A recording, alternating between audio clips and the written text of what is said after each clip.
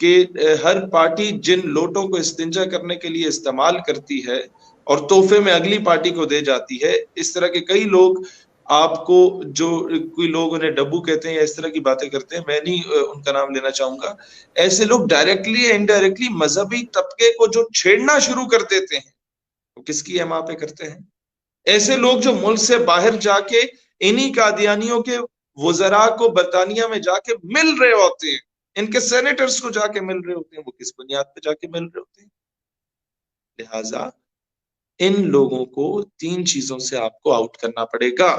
یہ باتیں جو میں اس وقت کر رہا ہوں، آج پاکستان کا کوئی مولوی یا پیر اس بات کی جرت نہیں کرتا یہ بات کرنے کی، وہ تقریریں کرتا رہے گا لیکن وہ اس بات کرنے کی جرت نہیں کرے گا، کیونکہ اسے پتا اگلے دن اسے ان لوگوں نے سافٹ ویئر اپڈیٹ کر کے رکھ دینا اور ان لوگوں کی دکانداریاں بند ہو جانی ہیں۔ پہلی بات، افواج پاکستان کے، Pakistan army, navy, air force, یہاں پر ان کے داخلے پہ پابندی لگائی جائے، ان کی بھرتیوں پہ۔ نمبر 2، پاکستان کی بیوروکریسی اور سول سروسز میں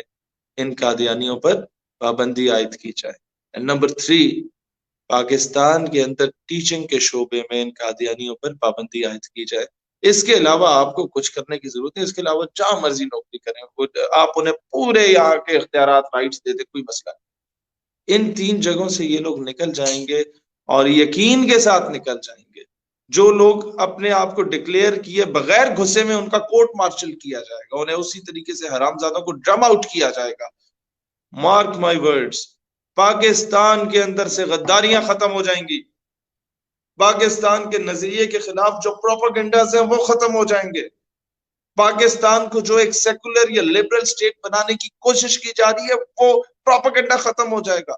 اور پھر آج کے دور میں جو یہ ڈیبیٹ شروع کروا دی گئی ہے کہ either to accept Israel or not، یہ ڈیبیٹ شروع کروانے والے ختم ہو جائیں گے، کیونکہ ان کے پیچھے جو اصل دہشت گردی کو ہوا دینے والے وہ لوگ ہیں، وہ کون ہیں، یہ آپ کے سامنے آ جائے گا۔ یہ میں وہ باتیں کر رہا ہوں جس کے بعد آپ کے اوپر ملک سے غداری کے ٹھپے لگ جاتے ہیں بھائی جان۔ میں وہ باتیں کر رہا ہوں جس کے بعد آپ کا شمار نامعلوم افراد میں ہو جاتا ہے حمائل صاحب۔ لیکن آج بھی اگر ہم لوگ یہ بات نہ کریں تو کل ضرور ہمارا شاید گریبان پکڑا جائے اور ہم سے سوال کیا جائے کہ اللہ نے اگر تمہارے جگہ مسلمانوں کے دلوں میں رکھ دی تھی تو تم لوگوں نے ان مسلمانوں کو ٹرک کی بتی کے پیچھے کیوں لگایا ہوا تھا اور ان سے چندے بٹور رہے تھے اپنے مسجد، مدرسے اور خانقاہ کے لیے؟ سچ کیوں نہیں